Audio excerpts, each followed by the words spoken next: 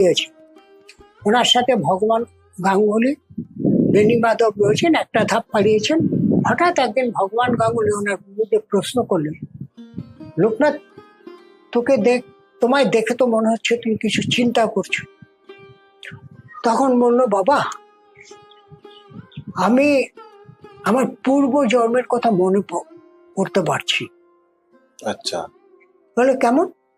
বলে দেখো, আমি এর আগে বাংলার বর্ধমানে বেরুক গ্রামে আমি জন্মেছিলাম সীতানাথ মুখোপাধ্যায় হিসাবে। আমি এর আগে জন্মেছিলাম, আমার আগের জন্মের নাম ছিল সীতানাথ মুখোপাধ্যায়। তো তখন ভগবান গাঙ্গুলি বলল, তুমি সব চিনতে পারবে? বলে হ্যাঁ। তখন বাবা লোকনাথ, বেনি মাধব আর লোকনাথ ব্রহ্মচারী তারা